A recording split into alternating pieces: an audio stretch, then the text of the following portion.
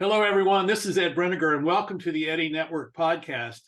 My guest today is Bill Bannear, and a mutual friend of ours, John Morley, has introduced us, and we're meeting for the first time. And we've already established some connections in about 5 minutes' time that I think will be meaningful for the near future.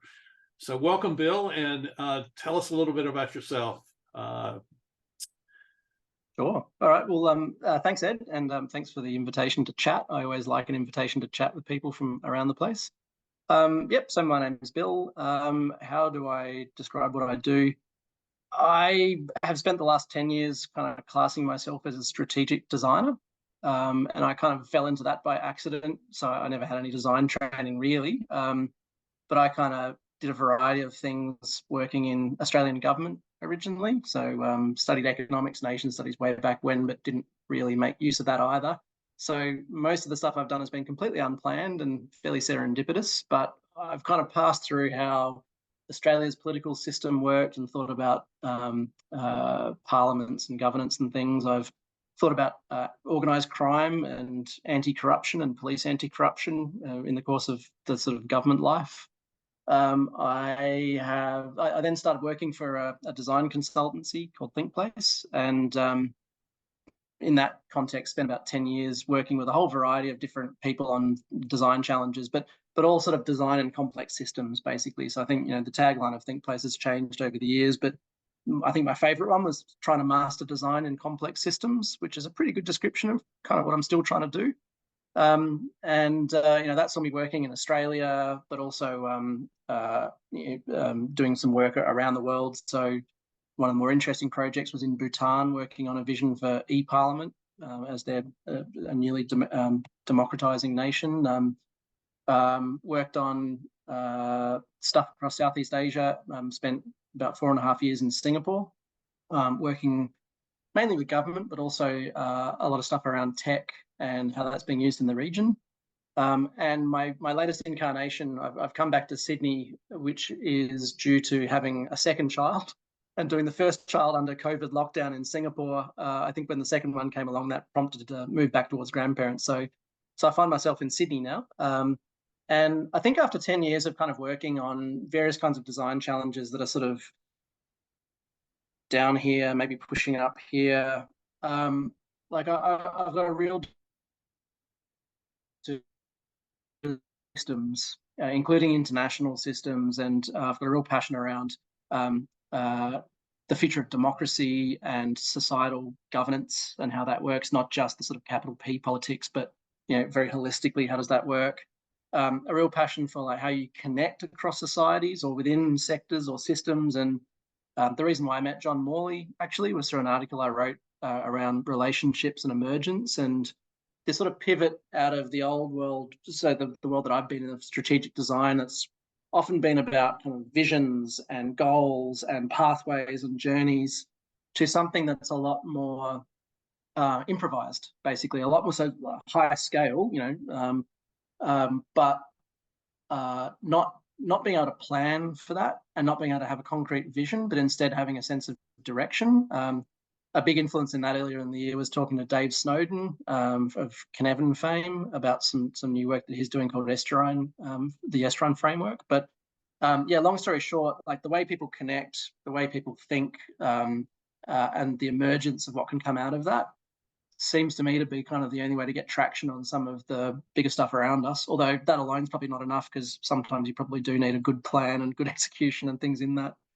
So yeah, that's a very long-winded way of sort of describing some of the things I'm interested in. My personal hobby is running salons. So getting together small groups of people interested in the same theme and the same topic, and just connecting fairly randomly. But I've sort of developed sort of methods around how I run salons over the course of about 7 or 8 years to kind of get the best results out of that. That's sort of like the sort of personal exploration side of the bigger picture stuff that I'm trying to do with different groups around the world. Would you say that the salon methodology is a tool for helping these large institutional structures find a way to be more open and more relationship oriented? Yeah, I think they can be. I mean, I think you don't do it with salons alone. I think there's a whole Right. range of sort of ways you can do it, and podcasts and opening up communications that way is another example of it. But I think the key thing in there is around informal networks. And there's the metaphor of the mycelium network has kind of done the rounds a lot in the sorts of circles I talk in, and you're probably familiar with it yourself. But that notion of, in fact, actually, John Morley and I had this conversation. It's kind of like if you see organizations as soil, there's like a permaculture approach that's trying to unlock the nutrients in that soil so that they can kind of flow to the places where they can do what they need to do. So those informal networks are really the way to do that. I think one of my pet peeves over 10 years of designing, particularly in a government context, is just people's obsessions with structures. And everyone always wants to talk about structure as if that was like an organizational design, and they think in terms of who's boss, what do the teams look like, Yeah. and the reality of these things is it's way more organic than that. And so those informal networks are usually actually how stuff gets done. So Well, salons are just one more way of creating more of those organic networks. I would say that structure is the greatest obstacle to actually improving the world, because we get stuck in those structures, and we think that they're the given, and everything else is up for grabs or up for choice, and the structure is not. But I think the structure really should follow the form, should follow the function. That's the old architectural thing. But that's what I've come to see, is that structure really is an obstacle, and we have to decide, well, what kind of structure do we actually want, and it should achieve the actual impact that we want to create. And that's a And I difficult think thing to do. the other side to that is I always tell people that structure is just the least worst way that you can organize yourself. Like I do think you need like organization and Yeah. structure and things to make sense of things, and to be able to work. But the trap is if you think that that's then the reality. So like the structure is just the least worst way you can think of to not screw up your organization with boundaries. But to enable, like, any improvisation requires structures and chords and common languages and architectures to be able to work together well, which actually then gives those constraints give the freedom to then actually be able to work together effectively. But yeah, the trap is you think you've solved the problem with the structure when in fact that's just a skeleton. What actually happens is going to be way more complicated than that. And if you elevate the relational side of that, then you have a better chance of actually seeing some new things happen, I would suspect. So, and so how does this, I mean, I'm really curious about how you have applied this in the design process with governments, and because I think that's, governments dominate our lives, or for better or for worse, they are the dominating force. They're setting the, in many cases, the course that we go in, and not always in the best direction. So how do you design a change process, maybe we should call it, or whatever it is that you do? What is the process that you go through to design something that then gets applied through a governmental system? I think there's a few different dimensions to that. I mean, one thing that I'd say is I'm not quite sure that I've ever been satisfied with anything I've ever done. So it's not like the ways that we've worked have necessarily like there's no getting there, right? There's just continually trying to improve it. So 10 years ago we were working with co-design methodologies, still are. What people think co-design is has started to get very, very codified and taken it in a bit of a bad direction, and that's then inspired a reaction against it in some ways. I think in a lot of ways that co-design thing is centuries old. It's not like it was a completely new thing, and stuff like participatory design and other terms for it, it's all roughly the same thing. But I think because we've generally worked over the last 10 years that I've been doing this work with government as the sponsor, then it does necessarily start with a sense of positioning them as the the voice of intent in all of that, where they've got a mandate to do something, authority to do something, and they're kind of convening the groups together. And that does kind of privilege the power that government has within that. I mean, even within that framework, we're always really challenging the government client to open up the space for different voices to come into the design process. And a lot of that was also a kind of coaching over time kind of thing. There's a few examples of working with government agencies where the first time around we nearly quit because the whole thing just was too inauthentic, and nearly walked away from the whole thing because it was just, beyond the pale. It was we were really questioning whether there was any integrity for what we were doing at all.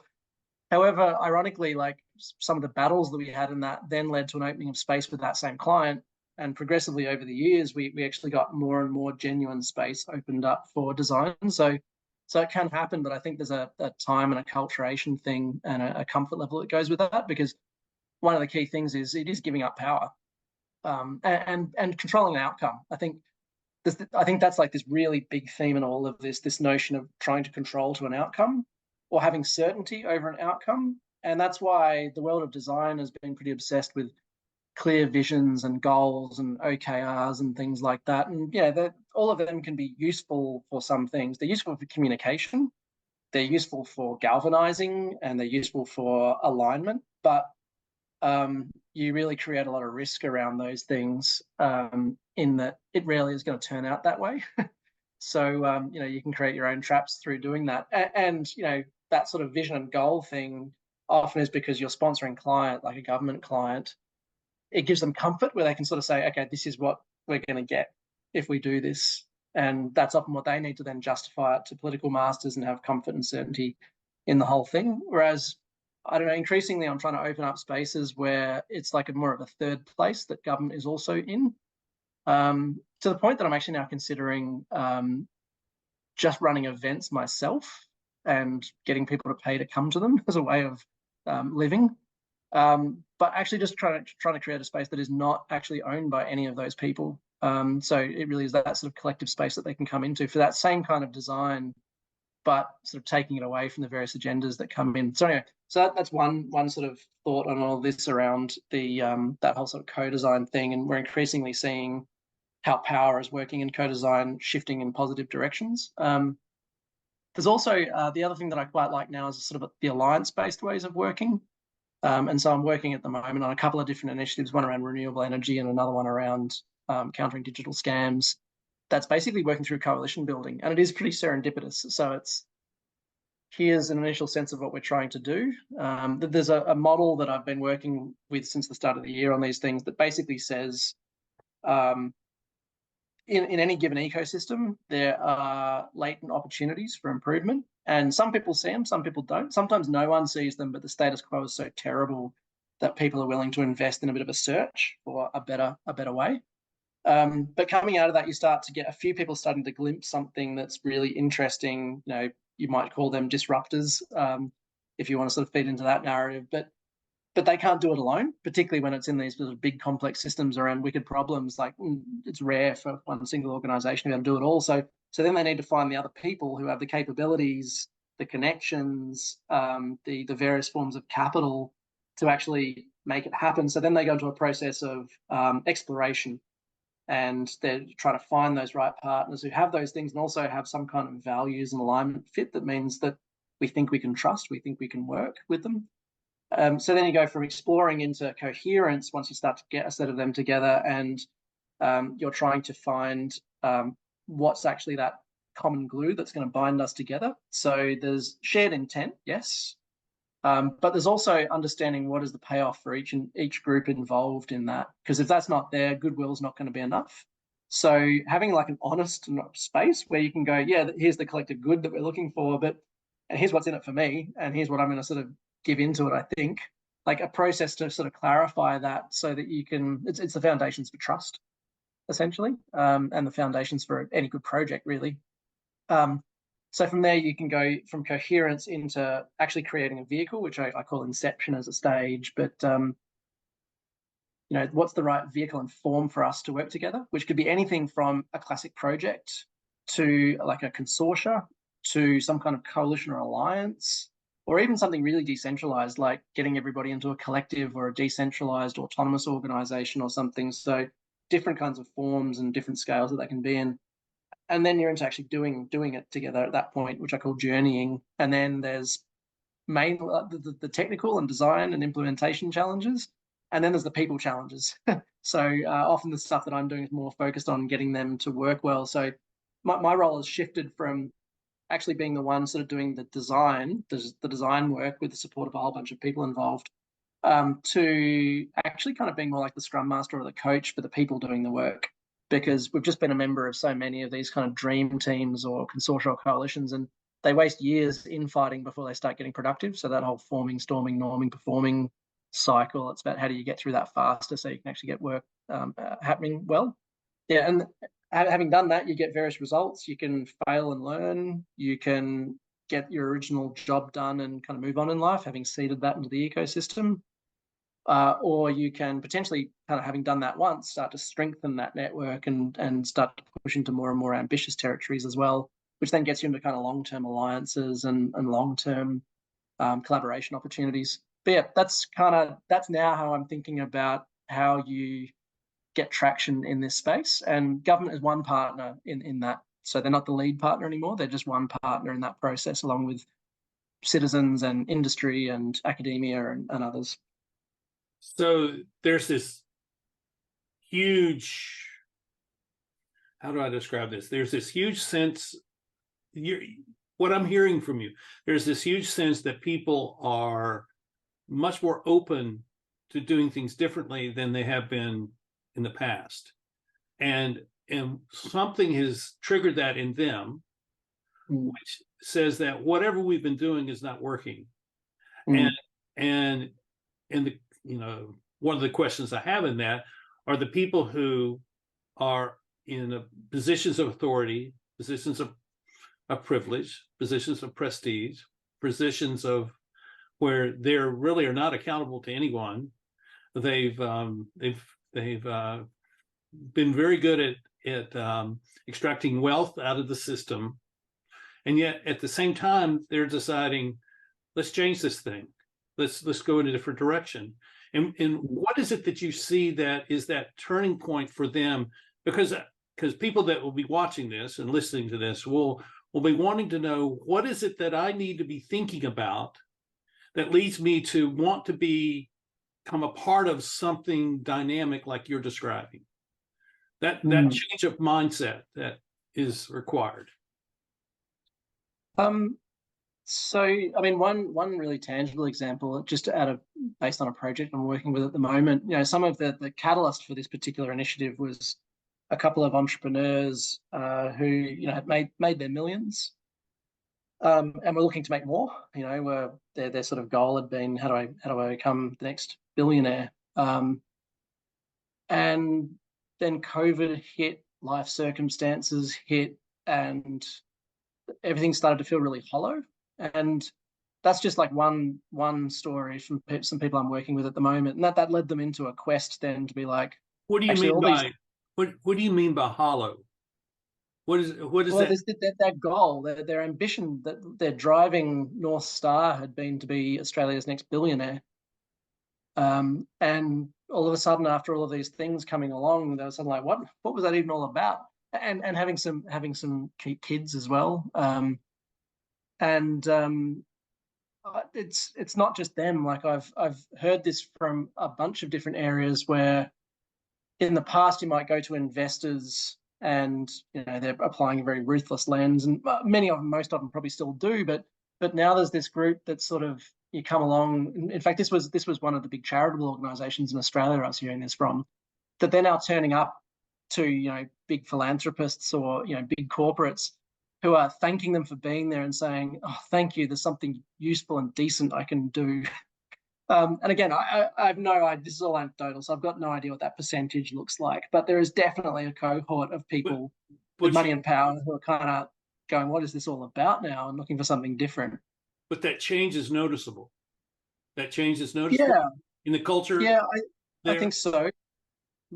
See, I think that's really important, because I see that too. I see a real shift taking place over the last 18 months, Mm. where it's not how do we go back to where we were, but we don't want to go back to where we were, but we don't know where to go.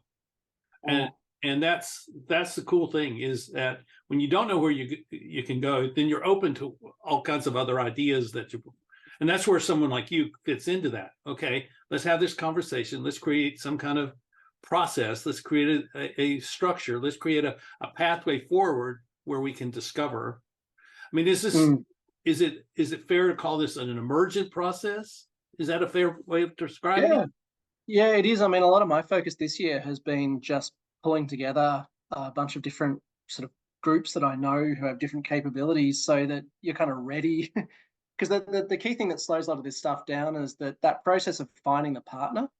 Um, People don't have a lot of time for that. They don't want to invest time in that. So reducing the cost of the search for the right partners, for the right capabilities, and then like the due diligence process, the ability to trust, that can be very, very time consuming. So the ability to kind of have warmed up, like, so my goal at the moment is creating an ecosystem of lots of different partners who all kind of know each other already, have already broken bread a little bit, and therefore you've got some, I'll call them synaptic pathways that are already connected, but you've got some warm relationships that are already there, so that when someone comes along with an opportunity or someone comes along with a new kind of capability, you can kind of fit them into that somewhere. And some of that's about being ready for the right opportunity to come along, but I think a lot of it is actually within that ecosystem you're creating, you start to find the opportunities. I mean, I've been playing around with DAOs, so it's basically a collective, but with the digital infrastructure sitting behind it, and thinking that maybe it's time to start chucking people into those sorts of things where they might just stake a tiny amount to be in there, but means they can start to connect, talk, but they can actually use that infrastructure to throw resources into some little experiments really quickly without having to think about it too much. And there's already kind of trust starting to be built in that network. That's all. I mean, it's a bit of a brain fart, honestly, at this point. But uh, the key thing is, like, how do you connect together people quickly and form that trust quickly? And that usually means leveraging those informal networks where there's elements of those relationships and trust already there, and then you're solidifying that. Because I think that's what we're finding with some of the coalitions I'm working on now. It's not about who's the dream team and let's get them in. Sometimes if you've got the convening power, you can do it, but then there's a whole lot of work to do to kind of make that dream team fire up. It's usually a year or two before you get good results out of something like that. But if instead you just kind of start with the people you know and then use their little black books, and kind of, if you organically build through the connections that are already there, it all just goes so much faster. I think it's a really important point, because what I see is that people always think that they don't have enough, or they're not good enough, or they're not equipped enough, or they're not resourced enough to start. And so they're looking for, it's not that there's an excuse there, but they have this sense of insecurity about venturing out into something that's seems to be beyond what they've ever tried before. But it sounds like to me that what you're saying is, if you pull your little team together and you say, okay, we have what we need to start. So where are we starting? What is it that we want to achieve? What's the first thing we want to achieve? Am I right about that? Yeah, I think so. I mean, that comes back to that sort of theme of improvisation as well. That we've created a new affordance. There's, like, even in this little group that I brought together, we're greater than the sum of our parts, and there's now something that I could do. So that original feeling of being lost, isolated, I'm not enough, I can't do it. If you can kind of get a cheer squad and an initial group together, that you start to counter that, and then they've all got their connections, and then some serendipity happens, and you'll get a random connection to someone over here that has something more powerful that you can connect to, and then it just starts to build. But I guess that you have to have a little bit of faith that it's going to go somewhere if you get started. And as an aside, there's sort of another big barrier to all of this that I find is that our systems as they are just don't create enough surplus for spare time for anyone to think about this stuff. So I'm always working the in-between spaces. And my constant battle every day is to get people to pay attention to the stuff that's just outside of their immediate task that they have to do. But everyone is so highly leveraged on that immediate task that there's no time to spare for change. I actually think that's what's slowing down climate action and energy transitions and all these other things. Like, we're all just so highly leveraged because we have to be, because it's a competitive system, that there's not a lot of surplus left over for people to actually think about improvement. I mean, that's a classic trap even within an organization, right? It's almost like a law of organizational physics, that you end up trapped on the immediate day-to-day stuff, and you don't have the reserves to think about the important and long-term things. And that plays out across the whole of society as well. So you kind of, maybe another thing that people who want to do something in the space can do is, it might be the equivalent of tithing. I'm literally making this up on the spot, but it's like, rather than 10% going that I'm giving to the church or to a public good, can I get 10% of my time and sequester it for some good works? That gives Yeah. me the ability to connect in and work with other people. Because if you don't have that, you end up in things that just fall apart, because you've got to have the commitment of time. It may be like my experience, which is that all the things I was trained to do, I'm not very good at, but all the things that I'm good at, I had to learn on my own, and I had to go take the time to go learn those things, because no one was going to take me there. I mean, no one would have ever thought that I should be a consultant. I mean, this is going back to the 90s. No one was running around saying Ed should be a consultant. Nobody was saying that. And yet that's what I figured I needed to do. And I didn't know how to be a consultant. I didn't know what a consultant really did. And I'd never run a business before, but I just felt like, okay, I want to go help solve problems, support local communities, and so I'll be a consultant. And and basically that began by just simply talking to people and saying, well, what's your problem? And well, you want to fix it? Well, I don't know. But it's that sort of openness to let yourself experience something that you've never done before, so that you can discover that you have talent, or you have capabilities or abilities that you didn't know you have, and you get put into a situation where, okay, now I'm going to go be able to do this, and then when you find that other people like you, that you're in relationship, can do that as well, then it becomes a pretty cool thing.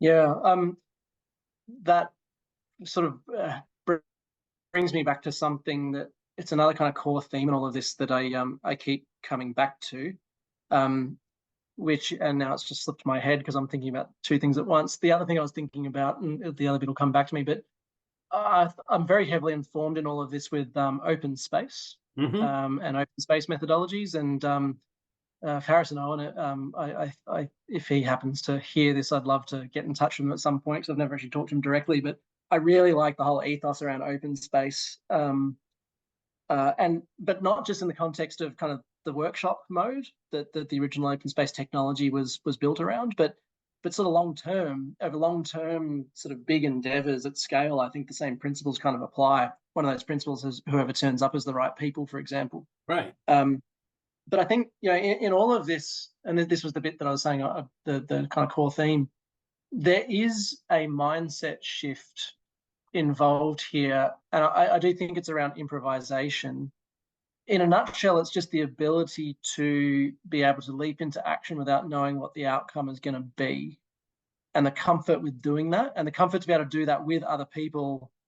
I mean, it's a really basic, obvious point, I know, and you could just call that basic vulnerability. But not many people have it. Like, I mean, whether you're in government or in business, particularly in government and business, I mean, the system actually rejects that. Like, everybody is trained to look like you know what you're doing at all times, otherwise you might get fired, or you're certainly not going to get your promotion, or you've somehow disgraced your tribe by admitting that you don't know something. So, like, countering that seems to be the key to success in this other space. Or probably actually in the organization itself actually could probably do with a lot more of this as well. Yeah. And so they're all asking for that. So I prefer the word kind of improvisation to collaboration. Like, collaboration we talk about a lot, and it's a good thing. And but it's the act of improvised collaboration that I think is the key thing. I was saying this in an online salon I was running the other day, and Dave Snowden challenged this, and I think what he was hearing in that was you're asking people to try and change their mindset, change their behavior, and it's very hard to change people. But what you can do is change the way they interact, and I do agree with that, because I think that's actually a better encapsulation of what I'm saying here. The key is we're trying to change how people interact, which means that there's a comfort for them to be able to interact in improvised ways. So you're trying to create the conditions where there is comfort for that. So yes, I think there still is a personal thing of, I actually have to commit to the act of jumping in without knowing where it's going. But I think you can have the conditions around that to support it, to drive the right kinds of interactions. So I've over the last few months, I've been dealing with a range of issues, and one of those issues is a generational gap between people that are my age. I'm a baby boomer, people who are, say, Gen Xers, and baby boomers, and people who are Gen Zers and millennials, and that gap between the two is very contentious right now. And my generation looks at them as saying, they're not doing what we did, and therefore we are looking down on them. So there's a lot of judgment going on, and these younger generations are looking at my generation and they say, well, you didn't prepare us. What you're asking us to do, we don't know how to do, because you didn't train us, you didn't mentor us, you didn't put us through a series of experiences where we would learn how to do this. So there's this gap that exists. I wonder how these things that you're talking about can be helpful in bridging that gap and bringing the generations together, because I think this is one of the key things we need to address in the future. Yeah, I mean, we were just confronting this working with a large NGO who had the problem of older membership base that's in decline and needing the newer membership base to grow, but the signals of welcome and it wasn't quite working. So we had a sort of big sort of event that brought together some of those generations to kind of think about that and other issues. And I think so. One of the things that's going on behind all of that is just that personal comfort thing. I think there's another sort of underlying theme lurking underneath all of this, which is basically just who gets to feel comfortable in their own skin is driving so much of what we see. So in the generational thing, it's you're not acting the way that I act, and I don't want to have to change. So I'm uncomfortable and I'm going to reject that. And that's happening from both sides. It also happens in our politics. I actually think most politics in at least the Western democracies at the moment is driven by who gets to just be who they are and feel comfortable at that, and everyone has to adjust to it. As opposed to everybody having to be a little bit out of their comfort zone all the time to accommodate the other people in our society who are different. But politics is basically about the power of who just gets to be you, and no one has to, and you don't have to do anything, and who has to adjust and do all the work to kind of relate to you. That's driving a lot of this, and it's the same thing with the generations, I think. So then you're trying to unpick it. What you're really trying to do, I think, then is recognize that it, the systemic reasons why that happens. So it's no one's individual fault necessarily, but then we can all take responsibility for what we're doing. And it does mean that everybody has to give a little bit of ground to make that equation work and to get that to happen. Anyway, that's possibly strayed a bit from the original question. Something that's a bit more specific add to it. Having kind of worked, run a company in Singapore and sort of managed teams as well. Even I'm 1983, so I think I'm technically just on the edge of the millennials, and I'm seeing kind of new kind of Gen Z, or what's the one after Gen Alpha now, coming through, and wildly different work patterns even to what I was used to. But I keep reminding myself that maybe they're right. That some of the stuff that they're doing is rejecting long hours and rejecting the sort of mercenary culture and even just being a little bit detached from it all is sort of the sense I often get.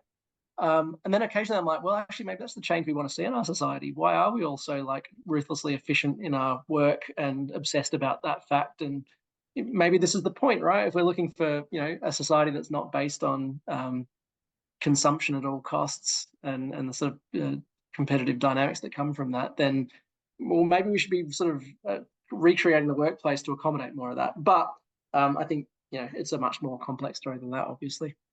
Well, it is, but it's also true that the younger generations ultimately will become the older generation, and their culture will become the dominant culture, and so the way we work will change, and the way we organize organizations will change because their experience has been very different than mine, and very different than my generation. Probably not me, because I've always been on the outside of everything that I've done. But it is really interesting because they're looking for they're looking for someone to validate their their where they are right now. That doesn't mean they agree, but they say, I hear what you're saying. I hear these things. And I a year ago, about this time, I interviewed a group of students at a university in Switzerland. And not to go into the whole long story, but the outcome of that 2.5 hours with them doing a Zoom call like this was there were three things that came out of it. One is that they're disappointed with the way the world is. Two is they have real fear about the future. And three, they want to understand what it means to have a purpose. And I thought those three things were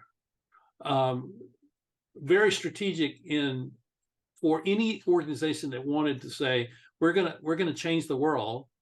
We're gonna have to address these three questions of this generation of students, so that they have a sense that they have something to contribute, and something that they can not just contribute, but to create for the future of the world. Their ability to improvise, I think is really a key to the future. So, yeah, I'd agree with that. Yeah, and actually the event that I was talking about with the sort of bringing the generations together, some of the research pointed to exactly those sorts of things, you know. And I actually, so this craving for meaning, purpose, where are we going, fear of the future, I actually think that's also what's happening with some of those entrepreneurs that I was talking about before. You know, you're asking about what's the shift that we're seeing, and that sort of growing sense of hollowness. And I think all of that was like a long-term thing, and there was generational shift involved in that. You know, as you know, new generations came into leadership positions in business as well, they were bringing different values with them. So I think that's always been a long-term trend. But I think COVID was like a big reset thing that got people questioning a lot of stuff, and everyone's still a little bit kind of floundering in limbo following that. A lot of patterns have changed. We haven't gotten used to it. And then you've got things like AI and other stuff coming along that people are like, so is this actually changing everything? And am I living through that right now? And everyone's just a bit confused, really. So, yeah, good three questions to try and work through that you got from that group. Well, it was a lot of unintended benefits that came with all of this. And there's a lot of not so good stuff that came from it, but there's some good stuff that has come. And I think it's opening up of people to reconsider who they are and what their life is and what their work means. I mean, I think that's why a lot of people just quit and stop working, because they realized it was not feeding their purpose. You know, but what you needed with a purpose is the mission. So what is my purpose? Not only what my purpose is, but what is my intention? What is it that I want to create? What does I want to do? What is it I want to have? What is it? What is the result of my life? And I think I hear that from some of the young people that I talk to. I talk to a lot of them. And I hear that, and I say, I tell them the problem is that the organizational structures that my generation and previous generations have created are really not designed for you to ask those questions. You're going to have to go out and create your own organizational structures in order for us to gain the benefit of the questions that you're asking. And my rather sort of naive and grandiose sort of build on top of that is, you know, what you're uncovering in all of that is some really core jobs to be done in the design sense from that generation, but not just in that generation, really. It's probably all of us. It's just that they're the ones who are in the position in their life to sort of really look at them at the moment and think about them.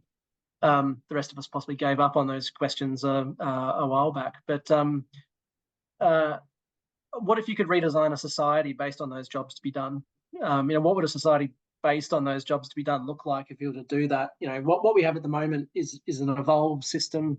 There's a bit of conscious design involved in it, but most of it is evolved. And so that's my question is really like, how do you start to? We know that those things are rife throughout society. So how do you make them the driving force for redesign of societal and economic systems? Which is easier said than done, which is why I say there's some strong naivety in saying that, but I still think it's worth kind of pursuing that and trying different forms of it and finding forms of it that can work.